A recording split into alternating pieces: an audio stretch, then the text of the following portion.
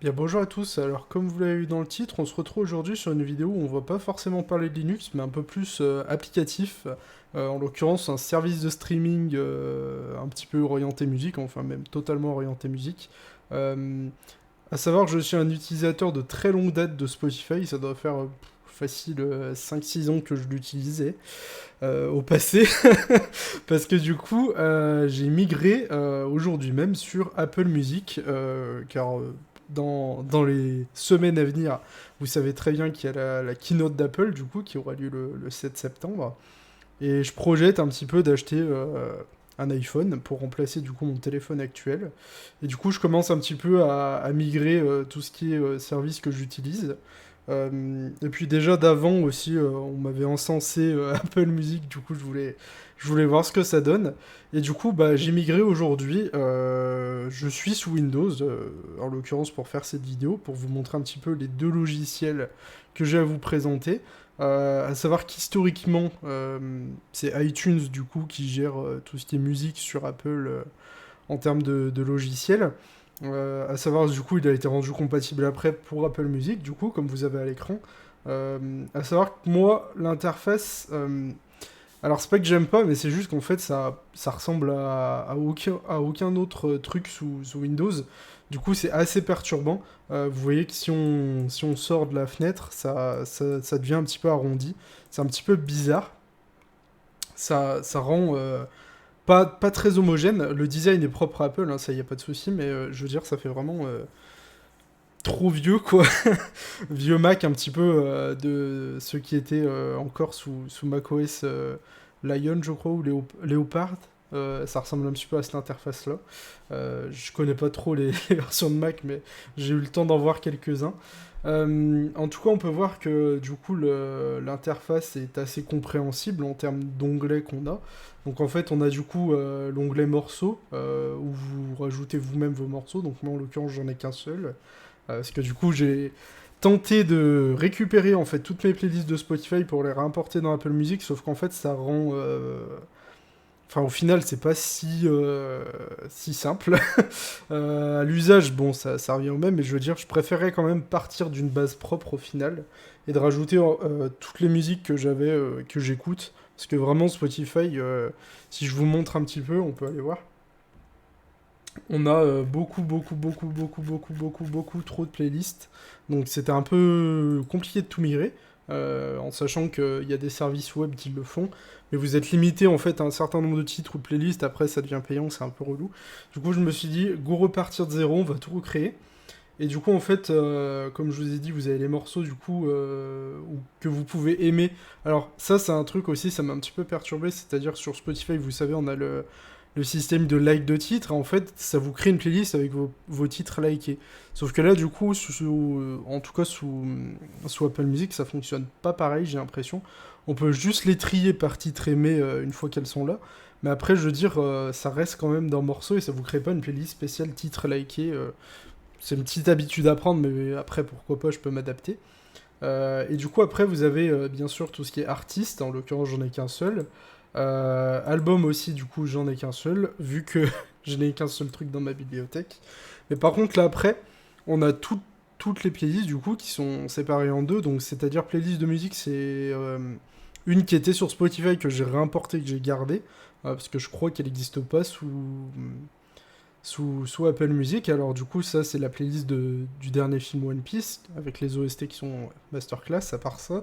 Euh, et du coup, ça les a créés dans un dossier spécifique. Du coup, j'avais toutes mes playlists qui étaient réimportées ici. Et puis du coup, on a toutes les playlists qui sont propres à Apple Music, que j'ai ajoutées du coup directement depuis l'interface. Et qu'on peut rajouter dans la bibliothèque et qui apparaissent sur la liste directement sur le côté. Donc là, j'en ai pas beaucoup, mais en tout cas, voilà, ils sont là. Après, l'interface, vous voyez, elle est pas fluide, hein, ça scrolle difficilement. Enfin, on sent ça traîne un bateau derrière, hein, honnêtement. Mais en tout cas, ça fait le taf. Après, je peux peut-être pas vous mettre le son, mais par exemple, si on lance quelque chose, on voit qu'on a le titre en haut avec la barre de défilement, qui est aussi, là encore une fois, assez vieille. Mais bon, c'était quand même assez innovateur pour l'époque, hein. Donc voilà. avec les contrôles qui sont excentrés, la barre de recherche, tout ça. Et puis on a aussi du coup l'onglet Explorer, qui du coup lui est connecté à Apple Music, qui en fait je pense doit lancer un navigateur à l'intérieur du truc. Et on peut voir que les vignettes sont affreuses à charger. Euh, Ou du coup vous pouvez rajouter bien sûr vos albums, vos playlists et les chercher ici. Euh, mais on voit que ça traîne pas mal. Du coup c'est pour ça que vous avez une initiative open source qui est née pour remplacer du coup iTunes à la fois sur Windows et aussi fournir le service Apple Music sur Linux. Et ce service-là, ça s'appelle Cider. Donc on voit que c'est globalement un petit peu la même interface, hein. Vous avez les contrôles qui sont excentrés là aussi, la barre d'info lecture qui est au milieu, et le contrôle sonore qui est à droite. Mais en tout cas, l'interface, on peut voir qu'elle est carrément beaucoup plus moderne en fait. Le, c'est genre totalement intégré au système en fait. Et du coup, on a la barre de recherche par exemple pour chercher directement ce qu'on veut en fait. Et là, ça charge comme il faut. Vous avez du coup l'accueil avec vos titres joués récemment. On a toujours la page Explorer qui cette fois charge bien plus vite. Avec les tops notamment, on a tout ça. Je crois qu'on a aussi ça doit être la page pour les podcasts, je pense. On a aussi les radios que j'ai pas utilisées, qui sont basées du coup par rapport aux artistes ou par rapport à nos goûts musicaux, je pense, hein, ça doit être ça. Et puis là aussi, on retrouve les playlists qu'on a rajoutées d'Apple Music, hein, du coup, que quand on recherche, elles viennent s'ajouter ici. Et on a du coup après les playlists manuelles qui apparaissent également ici, sous le même format que je vous ai montré sur iTunes, en tout cas dans la même configuration. Donc voilà, donc là on a le scroll hein, qui fonctionne bien plus rapidement. Et on a du coup aussi les paramètres qui sont accessibles directement depuis le menu là-haut. On a aussi du coup une application mobile qu'on peut installer et qui permet en fait de piloter à distance entre guillemets, qui vous fait un petit lecteur sur téléphone pour pouvoir piloter ce qui se passe sur votre PC. Vous pouvez diffuser aussi. Après ça j'ai pas trop regardé mais visiblement vous avez tout un tas de traitements que vous pouvez appliquer au son. Euh, j'ai pas testé du tout parce que je pense pas avoir le casque pour. Ça va pas changer grand chose pour moi, mais vous avez tout ce qui est spatialisation, tout ça. Donc si vraiment vous êtes à la recherche d'un petit peu un audio poussé, ça peut être pourquoi pas sympa. Vous avez aussi des thèmes, ça je sais pas trop comment ça se passe. Je vois que visiblement on a quand même des thèmes qu'on peut utiliser sur le logiciel directement via une sorte de petit explorateur. Donc pourquoi pas, ça peut s'intégrer avec votre thème GTK ou Qt si vous en avez un. Histoire que ça ressemble un peu, donc ça, pour le coup, je découvre un petit peu en même temps que vous. Après, qu'est-ce qu'on a? On a les visuels aussi, du coup, on peut changer à quoi ça ressemble. Du coup, là, on peut voir qu'on était sur Maverick. En l'occurrence, c'est l'apparence, comme je vous ai dit, qui ressemble à iTunes. Mais par contre, si on sort de celle-là, là, on a une apparence tout à fait moderne, qui a absolument changé, où on a tous les contrôles en bas, en fait. Donc ça reprend un petit peu ce qui est le cas sur Spotify. Donc si vous êtes à la recherche d'une interface un peu plus ressemblante, ça peut être pourquoi pas sympathique. Et on peut aussi du coup choisir la couleur d'accent pour pourquoi pas mettre au lieu du rouge du bleu. Donc ça change au niveau des boutons et la barre de lecture, on peut voir. Euh, Enfin, on a vraiment pas mal de paramètres. On a des plugins aussi. Si vous voulez, pourquoi pas. Je crois qu'il y a un truc pour avoir les paroles, justement. Le visualisateur aussi, ça peut être sympa. Faudrait que j'essaye. Parce que j'aime bien tout ce qui est comme ça. Euh, Après ça, je crois que ouais, ça doit être pour les gestionnaires de fenêtres. Ça pour Polybar, visiblement. Ça peut être sympathique aussi. Et après, vous avez tout un tas de plugins. En fait, vraiment, je pense qu'on peut avoir un lecteur de musique qui est vraiment beaucoup trop puissant. Donc voilà.